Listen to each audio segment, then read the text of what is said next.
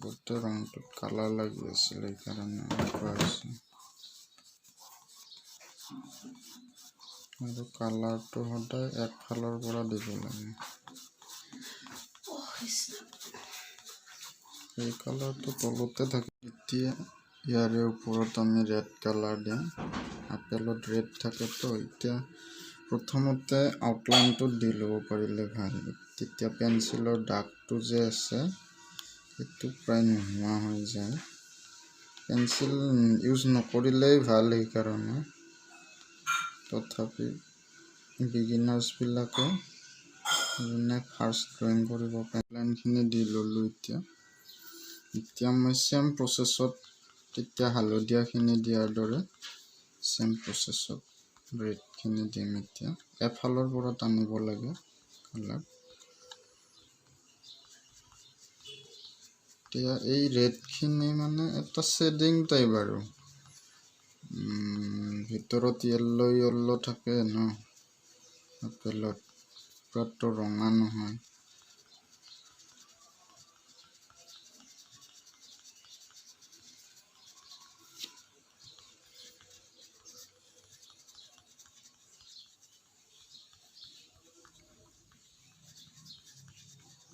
এই বগাখিনি যে মই দিছিলোঁ সেইখিনি মই ৰাখিব চেষ্টা কৰিম এইখিনি যিমান সৰু হয় সিমান ভাল পোহৰ পৰি জিলিকি আছে আৰু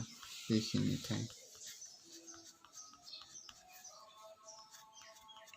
লাইটটো ইফালৰ পৰা পৰিছে ধৰা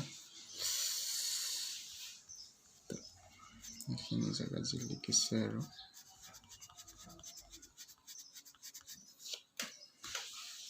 তল পিনৰ পৰা দিলে হ'ল মাজত প্ৰায় য়েল্লো থাকেই আপেলত ব্লেন্ডিং কৰি দিম ব্লেন্ড কৰি দিলেও ব্লেন্ড কেনেকৈ কৰাকৈ সেইটো দেখাই আছোঁ ব্লেন্ডিং কৰিলেও ধুনীয়া দেখা হৈ যাব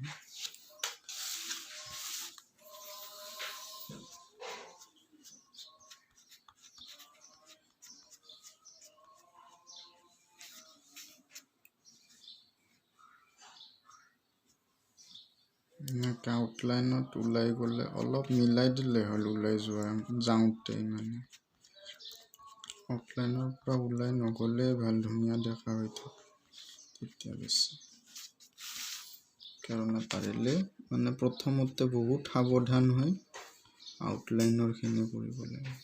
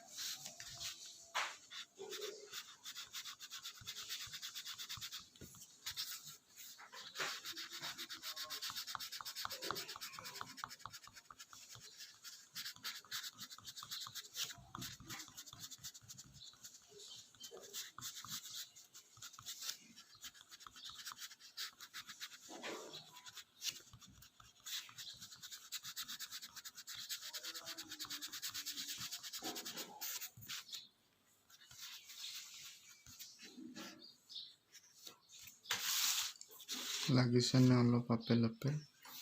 পুৰা লগা হ'ব আপেল এতিয়া ওপৰৰ ঠাৰিডালত মটিয়াটোৱে ডাৰ্ক কৰি দিলে হয় এতিয়া ডাৰ্ক মটিয়াটো ল'লে হ'ল একদম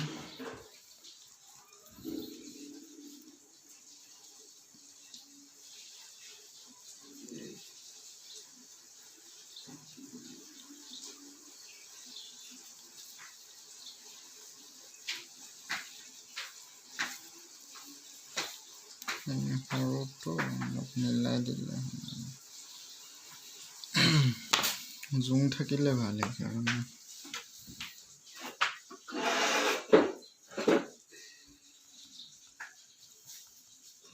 এইখিনিতো পুৰা ডাৰ্ক থাকে ডাৰ্ক ৰেড এতিয়া ডাৰ্ক ৰেড হ'ব লাগিলে অলপ মাটিয়া মিলাই দিলে হ'ল ডাৰ্ক দেখাব কাৰণে কাৰণ পিছফালে থাকে ন এইটো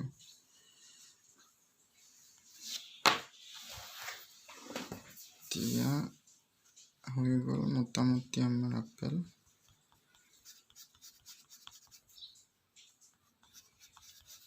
এতিয়া ব্লেন্ড কৰি দিম অলপ ব্লেন্ড কৰি দিলে এতিয়া আপেল ৰেডি হৈ যাব এতিয়া ব্লেন্ড কেনেকৈ কৰোঁ এইটো মোৰ ওচৰত আছে পেপাৰ অলপ চিঙি ল'লোঁ মই তাৰপিছত এতিয়া টিচু পেপাৰ দি কৰিলেও ভাল ব্লেন্ড কৰিছোঁ মই চালে কৰি দিলে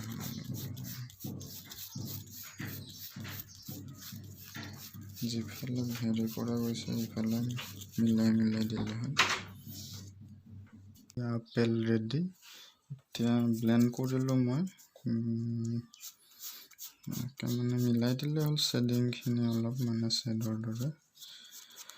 তাৰপিছত এইখিনিত অলপ আছে ওপৰত এইখিনিতো পিছফাল ন এইখিনি ডাৰ্ক থাকে আৰু ঠাৰিৰ জেগাখিনি ডাৰ্কেই থাকে তো হৈ গ'ল